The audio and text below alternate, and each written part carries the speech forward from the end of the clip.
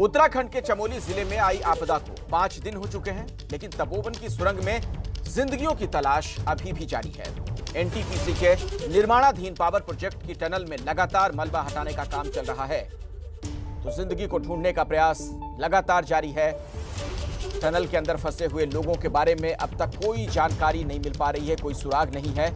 इस आपदा में अब भी जो ताजा जानकारी है उसके मुताबिक 168 लोग लापता बताए जा रहे हैं। अलग अलग जगहों पर सर्च ऑपरेशन जारी है। जो टीम इसमें लगी हुई है उन्होंने अब तक 36 शव बरामद कर लिए हैं, जिनमें से सिर्फ 10 शव की ही पहचान हो पाई है।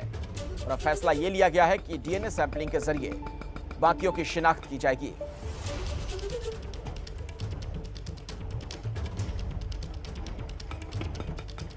जहाँ तक डेड बॉडीज की बात है, 204 टोटल आदमी थे, जिनमें से 36 डेड बॉडीज मिल गई हैं। तो 168 लोग अभी पूरी तरह मिसिंग हैं। 36 में से 10 हमारी आइडेंटिफाई हो गई हैं। जो लोग चिन्हित नहीं हुए हैं उनका 72 घंटे के बाद हम लोग जो है सबको मौका दे करके विधि से पूरी तरह संस्कार कर रहे हैं, किंतु संस्कार से पहले हर बॉडी का डीएनए जरूर प्रिजर्व कर रहे हैं, जिससे भविष्य में मिलान हो सके। और रैणी गांव के पास ऋषिगंगा पावर प्रोजेक्ट को जो इस सैलाब से नुकसान पहुंचा, उसकी तस्वीरें अभी तक आपने दूर से ही देखी, लेकिन पहली बार एबीपी न्यूज उस डैम पर पहुंचा है। एबीपी न्यूज संवाददाता वरुण जैन ने ऋषिगंगा डैम पर पहुंचकर वहां से ये एक्सक्लूसिव रिपोर्ट आपके लिए भेजी है। एबीपी न्यूज आपको लेकर पहुंचा है तपोवन के पास ऋषिगंगा डैम पर। वो डैम जिसको सबसे पहले सैलाब ने अपना निशाना बनाया था। आप मेरे पीछे देख सकते हैं वो टनल, ये जो जगह आप देख रहे हैं जो मलबे में तब्दील है।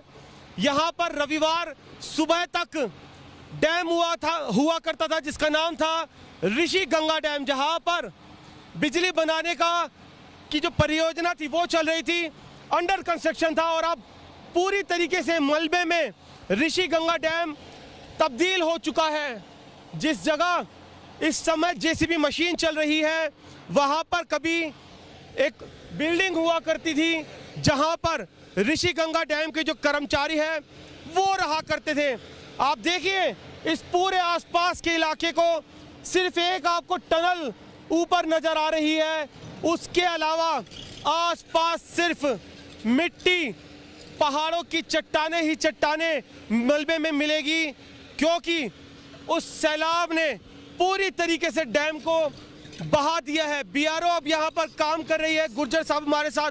गुर्जर साहब, यहाँ पर ठीक इसी जगह पर था क्या वो पूरा का पूरा ऋषिगंगा डैम? इसी लोकेशन के अंदर ऋषिगंगा डैम था पूरा। यहाँ पे इनका एकोमोडेशन भी था और सब कुछ रहने का पूरा। आज यहाँ पे ओनली एक टनल दिखाई दे रहा है, बाकी पूरा बह के चला गया। और यहाँ पे तकरीबन इनके बताते हैं कि 50 से 70 लोग यहाँ पे प्रेजेंट थे, जिसमें से 5 से 7 डेड बॉडियाँ बीआरओ ने निकाली हैं। बाकी अभी कोई दिखाई नहीं दे रहा है, उनको बीआरओ दिन रात लगा हुआ है। मतलब आप अगर बताएं, यहाँ पर मैं अपने कैमरामैन से कहूँगा दिखाई, इधर ये सामने जहाँ पर जेसीबी काम कर रही है, यहाँ पर क्या था? मतलब एक पूरा स्ट्रक्चर था, बिल्डिंग। यहाँ पे 3 मंजिला इनका ऋषिगंगा का पूरा प्रोजेक्ट था और यहाँ का एकोमोडेशन वगैरह और इनका जो बिजली बनने का जो सिस्टम था वो सब कुछ यहीं पे था।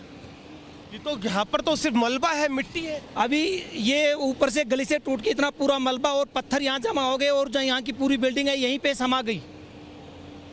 अभी भी डेड बॉडियां निकल रही हैं, कुछ संभावना? हाँ, अभी भी जस्ट संभावना है। बीआरओ की मशीनें लगी हुई हैं। जस्ट उम्मीद कर सकते हो 2 से 5 मिनट में यहाँ पे उम्मीद कर रहे हैं एनडीआरएफ की टीम भी की निकलने की पूरी उम्मीद है। वैसे ऋषिगंगा नदी को लेकर स्थानीय लोगों में अभी भी डर बना हुआ है, क्योंकि बीच बीच में ऋषिगंगा नदी के पानी का लेवल बढ़ जाता है और इस वजह से पूरे ऑपरेशन में दिक्कत भी आ रही है। एबीपी न्यूज संवाददाता वरुण जैन ऋषिगंगा नदी के उस मुहाने पर पहुंचे जहां से पहाड़ों से ऋषिगंगा नीचे आती है। एबीपी न्यूज आपको लेकर पहुंचा है रैणी गांव के उसी छोर पर जहां से ऋषिगंगा का उद्गम होता है। वही खूबसूरत ऋषिगंगा जिसने उस दिन अपना विकराल रूप लिया हुआ था। आप देख सकते हैं सामने वो खूबसूरत पहाड़ और उसके ठीक नीचे ये जो मुहाना है, यहीं से ये खूबसूरत कल कल करके ऋषिगंगा नीचे की ओर आती हुई। और उस दिन इसी ऋषि गंगा में यहीं पर आकर सैलाब गिरा और उसने आसपास तूफान मचा दिया। आप देखिए इस समय ऋषि गंगा का जो बहाव है कितना खूबसूरत है, लेकिन बेहद तेज बह रही है ये ऋषि गंगा, जो कि यहाँ के लोगों के लिए एक खौफ का विषय सबब बनी हुई है, क्योंकि वीरवार को एक बार फिर से इसी ऋषि गंगा का जो जल स्तर था वो अचानक से बहुत ज़्यादा बढ़ गया, जिसके पास आसपास के गांव को अलर्ट कर दिया गया। जो लोग यहाँ पर काम कर रहे थे उनको तुरंत हटाया गया। इन सभी गांवों को खाली कराने की कवायद भी शुरू कर दी गई थी, क्योंकि ये मैसेज कन्वे हुआ था कि ऋषि गंगा का जल स्तर लगातार बढ़ रहा है। इस बात की आशंका लगातार बनी हुई है कि यहाँ पर एक बार फिर से कहीं सैलाब ना आ जाए। वजह देखिए आप, इस खूबसूरत ऋषि गंगा का जहाँ से उद्गम होता है, वहाँ से आगे बढ़ने के बाद जब ये सैलाब आगे आया तो अपने साथ हजारों करोड़ों क्विंटल बड़ी बड़ी चट्टानें और ये जो मिट्टी है ये अपने साथ ले आया। आप देखिए किस तरीके से जो ऋषि गंगा का एक बहुत बड़ा हिस्सा है वो इस तरीके से मिट्टी और बड़ी बड़ी चट्टानों से भर गया है।